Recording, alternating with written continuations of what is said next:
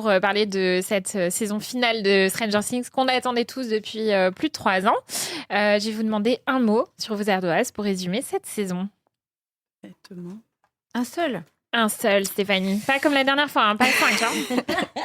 Les 2, ça passe. J'en mets 2, je suis désolée. Non, on a dit 1. Mais ça va ensemble. Ouh là là, grosse réflexion du côté de Juliette. Ouais. Non, je vais mettre ça. Pourquoi j'ai écrit comme ça? Ah oui, mais on voit pas ce que j'ai. Ouais. Je sais plus. Attends, je vais mettre des plus grosses lettres. Je vais mettre des plus grosses lettres. Qu'est-ce qu'elle fait? On fait bien lire. Tic-tac, tic-tac. J'arrive pas à écrire sur cette ardoise là. J'arrive. Attendez. C'est bas. Juju n'a toujours pas. Ah ouais, c'est bon. Elle est en hésitation. On va lancer les démogorgons. C'est pas la dernière. Et tout Allez. ça pour mettre un mot tout pourri. Ah bah dis donc, ouais, c'était bien la peine. Et bah, du coup, Argumentera mieux puisque après. c'est comme ça, on va commencer par Juliette. Alors j'ai mis cool parce que, comme vous l'avez compris, je n'avais pas vraiment d'idée. C'était cool. Alors, pourquoi cool et pas incroyable, ni c'est de la bombe bip non. Ah non, non, le contraire. Le contraire. Moi, j'étais très contente d'avoir une conclusion parce que je trouve que ils arrivent quand même à conclure l'arc. Voilà. J'aime pas trop les fins de série. Quand on nous dit que c'est une fin de série, j'aime pas trop les trucs où on nous laisse... où on boucle pas tous les arcs narratifs et tout. Là, ils bouclent tous les arcs narratifs en laissant quelques questions en suspens, mais voilà, moi, ça me dérange pas. Maintenant, c'est quand même une saison qui est bourrée de ce qu'on appelle les plot holes. Donc, du coup, il y a plein d'incohérences et tout. On sent que ils avaient trop d'idées à mettre en une seule saison. Donc, du coup, moi, c'est cool parce que je suis super attachée aux personnages. J'étais contente de les voir. Je trouve qu'il y a des moments qui sont super émouvants. Pas forcément ceux où on a essayé de nous faire pleurer. Ouais. Mais voilà, il y a des moments que j'ai trouvé super émouvants. Il y a du grand spectacle, donc moi, il y a quand même des moments où je me suis éclatée en termes d'action. Donc voilà, donc ça, c'était cool. Mais peut-être un chouï trop d'incohérence et envie de mettre trop de choses en trop peu d'épisodes, malgré la longueur de cette saison. Alors, Aubéry. Moi, j'ai mis... Alors, je parle vraiment de la fin, sans surprise. Ok, sur le final. Sur le final, particulièrement, c'est je suis marrant assez... comment t'écris. D'accord. Je suis assez d'accord avec Juliette sur le grand spectacle. Moi aussi, j'ai passé un super moment devant la saison. Je trouvais qu'il y avait des révélations qui arrivaient assez tardivement, notamment au sujet du monde à l'envers, qui aurait pu être un peu plus développé. Oui, parce que ça arrive vraiment dans la mythologie. en dernier, quoi. Du coup, j'ai trouvé ça un peu dommage de garder ça vraiment. Donc, c'était l'avant-dernier épisode. Et j'ai mis fin sans surprise parce qu'en fait, quand j'ai commencé l'épisode, je me suis dit, bon, ils vont nous faire un gros boom, ils vont nous faire quelque chose pour que ce soit vraiment événementiel. Et au final, non. Donc, du coup, j'étais un peu déçue. Par ce final. J'étais un peu déçue qu'il n'y ait pas quelque chose d'un peu plus fort émotionnellement. Donc, on spoil ou pas? On peut spoiler. Oui, allez. on peut La spoiler. mort d'Eleven, point d'interrogation. La disparition. La disparition d'Eleven, par exemple, la scène finale avec Mike qui donne sa théorie, j'aurais bien aimé qu'elle n'y soit pas parce que je trouve que ça aurait été bien qu'ils portent un peu leur... un mot interdit. Tu peux le dire en espagnol. Ça Oui, passe leur mieux. cojones. Ouais. Pour faire vraiment une fin impactante et qu'ils me disent ok, elle est morte, c'est bon, on peut pas. Oui, parce que c'est pas bien aussi de laisser, Moi, je trouve laisser que le spectateur moi, je se faire trouve sa que- propre idée. En sa fait, propre moi, théorie. je suis d'accord sur le fait que c'est bien si ça reste une fin qui est faite comme ça pour que le spectateur ait un point d'interrogation. Mais est-ce que c'est pas une fin faite comme ça pour potentiellement Laisser reprendre la ça porte plus ouverte. tard? Ouais. Ça me dérange un peu du coup. Ok. Après, je suis assez d'accord sur toutes les incohérences. Plein de choses où tu dis, mais pourquoi ça, pourquoi si, c'est un peu dommage. Mais après, c'était quand même difficile, je pense, pour eux de conclure la série. Donc, dans l'ensemble, je trouve que c'est quand même une belle fin de saison. On a eu pire ratade dans l'histoire Oui, c'est ça. du Ouais. monde des séries, Ouais. mais un peu quand même en mitigé sur le Ouais, fin. mais tu vois, c'est représentatif parce que tu viens de dire une belle fin de saison. Et non pas une belle fin de série. Ouais. C'est pour ça que moi, je me permets, je Vas-y, donne mon petit mot, allez, je dis vas-y. suite. Et en fait, moi, je suis à l'inverse de toi. Moi, j'ai besoin que tout soit fini. En fait, une fois que c'est fini, c'est fini. Tu vois C'est ce que j'ai dit. Quand Tout tu est as fini. Oui, mais non, t'as encore des trucs. Tu sais pas si elle est morte ou pas. Enfin, tu vois, je mais ne c'est tout supporte l'intérêt, pas le côté très. Désolée, j'adore Netflix, mais très Netflixien. de laisser des portes ouvertes au cas où, comme ça a bien fait de la thune, est-ce qu'on n'y retournerait pas à un moment donné? Ah bah je suis pas, enfin pour moi à un moment donné, tu vois, Eleven c'est quand même le personnage qui a porté la série. Je trouve, j'aurais trouvé ça un peu facile et un peu, en fait c'est une série à théorie en fait. Stranger Things de la saison 1 à la saison 5 c'était une série à théorie.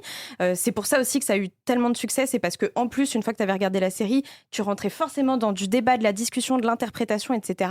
Et j'aurais trouvé que c'était un peu prendre les fans pour des truffes que de dire elle est morte ou elle est vivante. Ouais. Et c'est important aussi de garder. Pour moi, c'est une vraie cohérence avec l'esprit initial de la série qui est d'avoir de la théorie. Et je trouve que justement, au début, on te dit bon bah elle est morte, et ensuite on te dit bah en fait peut-être pas, et en fait tu t'empares de la fin que tu veux. Et moi ça, j'ai trouvé ça finalement assez malin. J'ai pas été convaincue par ce qui se passait avant, mais ça finalement j'ai trouvé ça assez malin. Et je trouve que tu serais plus resté sur ta fin si tu l'avais juste vu disparaître dans la grande porte et qu'après personne n'en avait jamais reparlé à part Mike qui pleure sur le banc.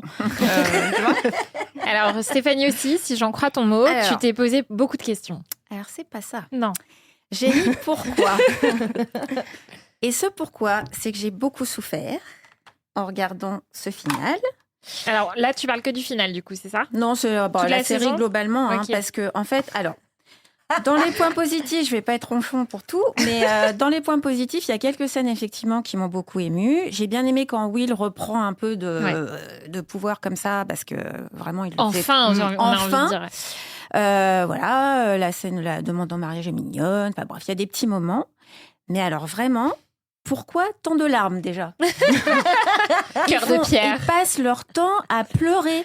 Tous, et des fois, il n'y a aucune raison. C'est-à-dire que quand Will, ça devrait être un moment de joie, de justement, d'empowerment, que tu disais tout à l'heure, il comprend enfin qui il est, il avoue à ses amis qu'il est gay et tout le monde est là. Mais, c'est une bonne nouvelle, en fait. C'est une bonne nouvelle. Il se sent mieux dans sa peau, il va pouvoir avancer. Pourquoi vous pleurez tous comme ça? Puis c'est des sanglots, hein, c'est vraiment les larmes et tout. Ensuite, C'est l'émotion. non, mais trop d'émotions, en fait. On Il rappelle pleure que tu détestes tellement. les ados déjà. Donc, de Alors, base. Et on Déjà. rappelle que tu es le Grinch aussi. C'est vrai que moi, alors, effectivement, les histoires d'amour entre les ados, j'en ai rien à faire. Donc, tous les moments où c'est genre, oh, je t'aime et machin. Non, en fait, on s'en fout. Et pareil, la fin, là. En fait, je comprends pas pourquoi tout le monde se demande si elle est morte ou elle est pas morte. Parce qu'en fait, le résultat est le même. Parce que soit elle est morte, soit personne n'a vu Seul au monde. Mais si tu te retrouves tout seul, sans personne, à vie, dans un endroit où il y a 3 cascades et 3 bouts de verdure, c'est le purgatoire, en fait. C'est affreux, c'est pire que la mort. Donc moi, je pense qu'il vaut mieux qu'elle soit morte, en fait. C'est affreux. Mais tu sais pas, ça se trouve ils sont sympas les pêcheurs islandais qui l'ont recueilli. J'ai l'impression qu'il n'y a personne sur cet endroit. Il n'y a même pas d'animal dans l'eau, rien. En fait, Elle est là avec son sac à dos. c'est le crossover avec Lost, en fait. C'est ça. Vous avez pas dit. J'ai pas compris. Mais vraiment, les larmes, faut qu'on m'explique. Non, j'ai jamais vu autant de gens pleurer dans une série, en fait. Le but, c'est que toi, tu pleures. C'est pas eux. Et dernier truc, faut apprendre le sous-texte, en fait. Parce que chaque fois qu'il se passe un truc, t'as un personnage qui t'explique, oui, alors il s'est passé ça, et donc c'est ça. Oui, donc pour Eleven, c'est ça, en fait. On avait compris, on n'est pas débiles. On sait qu'il y a peut-être qu'elle est pas morte, peut-être qu'elle... Non, mais moi, j'ai une théorie. Ah, bah merci. Donc, Alors ça, j'ai vraiment, envie de dire, c'est peut-être pour rejoindre ce que disait Émilie tout à l'heure, c'est peut-être le côté série de Netflix où il oui, faut je quand même pense qu'il parler faut quand à même, tous ouais, les c'est publics et garder mais en tête qu'on s'adresse à Même plusieurs programme publics américain différents. au grand aussi, public, ouais. hein, en Y général, aller, c'est ouais. toujours ça. pas besoin d'expliquer, en fait, parce que tu peux t'imaginer qu'elle est au paradis, tu peux t'imaginer... Pourquoi il y a besoin d'expliquer? Ouais, mais elle est peut-être pas morte. Bah merci, enfin tu vois, c'est évident, on a l'impression que c'est fait pour les enfants. Enfin, Non, vraiment, non. Alors moi, pour conclure, j'ai mis le mot spectaculaire parce que vous avez parlé plusieurs fois de grands spectacles et effectivement, je Oui, trouve que c'est vrai. on est toujours dans ce côté grand spectacle, les effets spéciaux bluffants, visuels qui C'est en beau. mettent vraiment plein la vue, les scènes d'action et tout ça. Et c'est vrai que moi, j'avais dit dans le dernier podcast que oui, j'allais regarder et que J'étais contente quand même de retrouver la série, même si je trouvais que maintenant il était temps que ça se termine. J'ai trouvé que dans cette saison 5, voilà, effectivement, il est temps de passer à autre chose. C'est quand même toujours pareil, le monde à l'envers, Vecna et compagnie. Mais visuellement, en regardant, je disais là, ouais, c'est quand même, Non, c'est quand beau. même bluffant. Franchement, la fin de la partie 1, quand Will prend le contrôle de tous les ça, c'est Demogorgon, Ah, franchement, c'est bluffant. t'as vraiment un côté... Ouais. Ça, c'est très cool. Ça t'attrape. Hein. Moi, parce qu'en fait, je m'étais arrêtée au premier épisode de la saison 3, genre au milieu du premier épisode, en me disant je me fais chier et tout. Mon petit frère et ma petite belle-sœur m'ont convaincu de continuer, donc je me suis tout enquillée d'un coup. On s'en lasse pas, en fait, même en s'enquillant tous ces épisodes, parce que j'en ai passé des plombs dans l'Upside Down, mon truc. Et vraiment, c'est quand même super bien fait. il y a une montée en puissance aussi visuelle qui est assez dingue et dont tu te rends compte quand tu les binges comme ça d'un coup, où j'étais là, en fait, j'arrêtais pas de me prendre des claques et je me disais, ouais, c'est bien quand même quand des séries ont de la thune. Vraiment, visuellement. Et c'est vrai que ce serait intéressant parce que moi, je me suis pas refait les premières saisons. Ouais. Ce serait intéressant, je pense, de les revoir et de voir le décalage entre la première et la dernière parce que le budget a explosé entre-temps.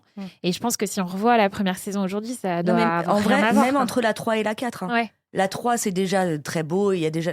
Mais la 4... La 4, ouais, t'en prends plein la tronche. Puis là, Oui, ça, mais je trouve que des fois, ça, c'est un peu...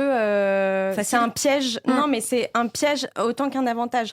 C'est-à-dire que dans la saison 1, ils n'avaient pas beaucoup de budget. Et donc, du coup, ne pas avoir beaucoup de budget, tu fais les choses avec des bouts de ficelle, ça t'oblige à être créatif, c'est vrai. à chercher des idées, des solutions. Quand tu as beaucoup de budget, tout ce qui te passe par la tête, tu peux le faire. Donc, tu n'as pas besoin de te creuser la tête outre mesure. Quoi. Donc, je pense que c'était aussi le piège. Et du coup, de faire beaucoup d'actions et peut-être moins développer parfois certains personnages, parce qu'il y a quand même des personnages dont on a perdu le développement en cours de route. Quoi. Bon, alors par contre, je sais pas vous, mais moi, si vous me deviez me demander de faire une dissertation pour expliquer ce que c'est l'Upside Down, le monde à l'envers, la matière exotique, les trous verts, je sais pas quoi, j'en serais incapable. Les trous de verre.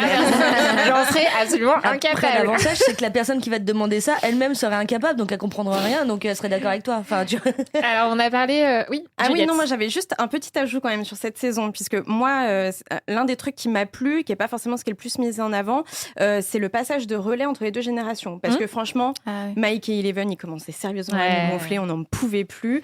Lucas, il a jamais été franchement passionnant. Il y a que Dustin à la limite, voilà. Mais du coup, ce que j'ai adoré dans cette saison, c'est la mise en avant de la nouvelle génération, notamment avec Holly déjà, parce que je trouve que toute la séquence entre Max et Holly, justement, ça apporte une nouvelle dynamique qu'on n'avait pas. En plus, ce personnage qui était là, mais qu'on connaissait pas du tout, et voilà. Et surtout, petit coup de cœur pour Delightful Derek, qui quand même apporte un peu de piment à cette saison. En tout cas, ça apporte de nouvelles personnalités, ça ramène de la dynamique, mais du coup, par exemple, moi je trouve qu'on a sacrifié le personnage d'Erika, qui est un de mes personnages préférés. Et Pichoun, on lui fait lancer 3 ballons et demi, et puis après on la voit plus. C'est vrai. Voilà. Et ben Juliette, excellente transition avec la question suivante, parce que on a parlé de Will, on parle des nouveaux enfants, etc. Vous reprenez vos ardoises. Selon vous, après 5 saisons, quel est le meilleur personnage de la série et le pire? Le pire en quelle matière? En acting? Non, personnage. On ne juge pas le jeu des acteurs. Meilleur personnage et pire personnage. Pas facile.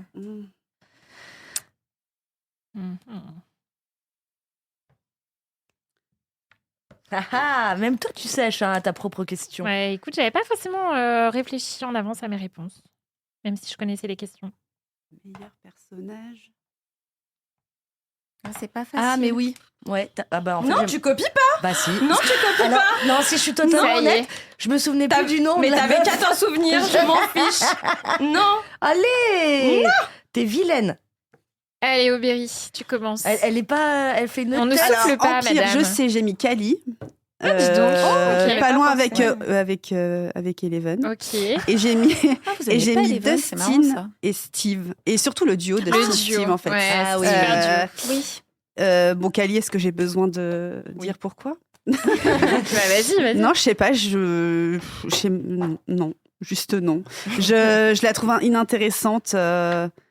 Surtout je sais qu'ils même- la font revenir. Elle on revient aurait pu s'en juste- passer. enfin, en ouais, fait. j'ai pas trop compris. On aurait pu se Enfin, passer d'elle dans cette saison. Voilà. Ok. J'ai pas d'argument. Je suis désolée. C'est gratuit. Et, Juliette. et voilà. Alors, moi, le meilleur. Donc, j'ai pas réussi à départager Dustin, qui, moi, m'a fait beaucoup rire. Et surtout, c'est l'un des personnages qui a le plus évolué de la saison 1 à la saison 5. Il y a beaucoup de personnages qui stagnent. Par exemple, Mike qui ne bouge pas d'un pouce entre les 5 saisons. Ouais. Mais Dustin a beaucoup d'évolution, notamment, on vient de le dire, grâce à son duo avec Steve et ses sublimes cheveux. Donc voilà, donc moi, pour ça, et puis surtout, il me fait beaucoup rire. Et j'avais peur qu'il soit un peu le petit rigolo, l'éternel petit rigolo. Mais en saison 4, sa séquence avec sa girlfriend où il chante dans le micro, ça m'avait vachement ému. Et puis là, tu vois, il a un début de saison difficile. Bon, ça va très vite. D'un coup, il change de face, mais voilà. Et ensuite, évidemment, Rockin' Robin. Voilà, moi, je trouve que le personnage de Maya Hawke, c'est l'un des meilleurs personnages. Elle est hilarante et en même temps, elle arrive à être très touchante dans cette saison où elle fait enfin office de mentor parce qu'elle a longtemps fait un peu genre le sidekick de Steve, un peu qui réfléchissait à rien et tout. Donc ouais, très très émouvante et en même temps très drôle, beaucoup de personnalité. Je trouve que dès qu'elle est dans une scène, elle apporte quelque chose. Et le pire, c'est Eleven. Hot take, mais pas tellement hot take que ça. Mais non, mais en fait, c'est comme Mike. Il n'y en a pas un des deux qui a évolué de la saison 1 à la saison 5. Elle est toujours... Une seule expression comme ça, de la saison 1 à la saison 5, moi je n'en peux plus, il était temps qu'elle disparaisse. Bâtonnoyer sous la cascade, je n'en peux plus. Voilà, plonge. Alors je vois Émilie qui acquiesce. J'ai mis la même chose que Juliette Osbrock parce qu'elle est brillante et que elle a toujours raison.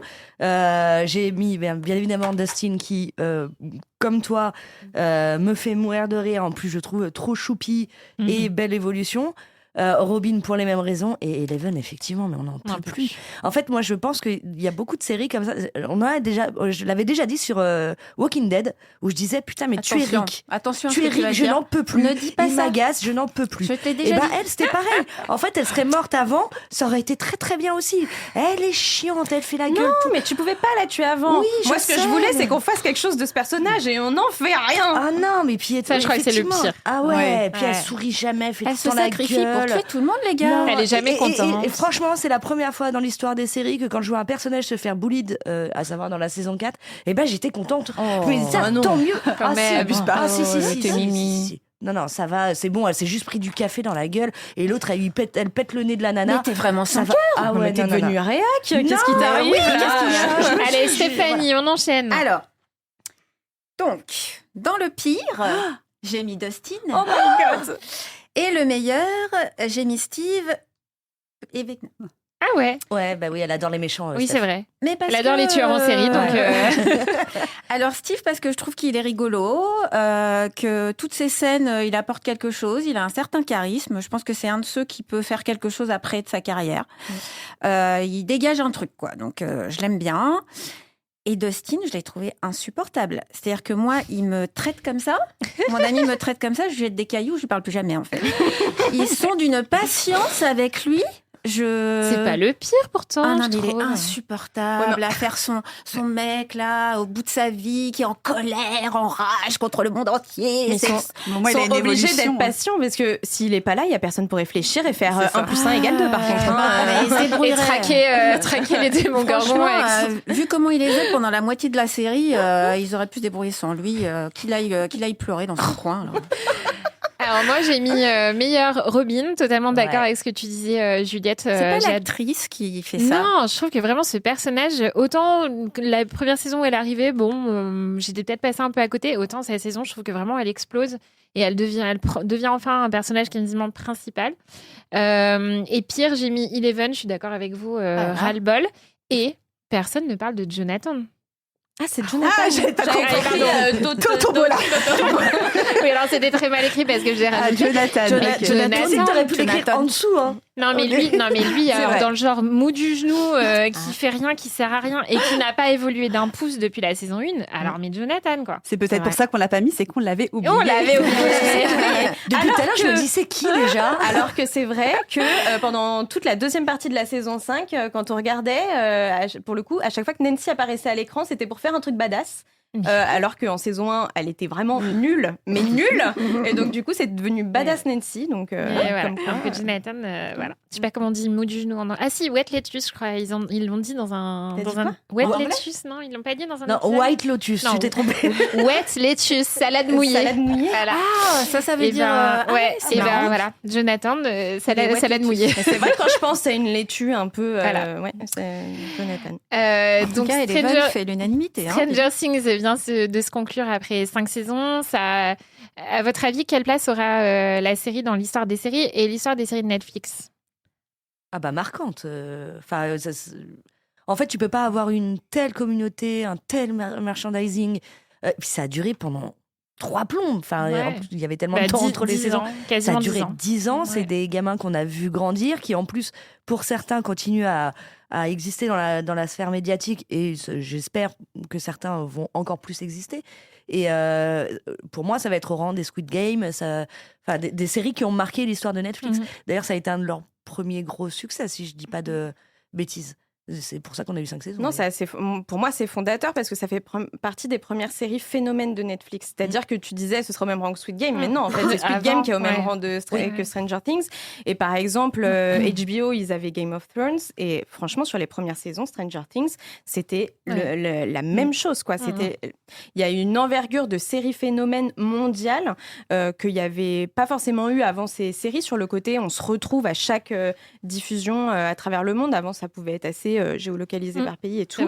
Donc, ça restera fondateur, qu'on aime ou pas les dernières saisons. Le phénomène Stranger Things, il restera indiscutable.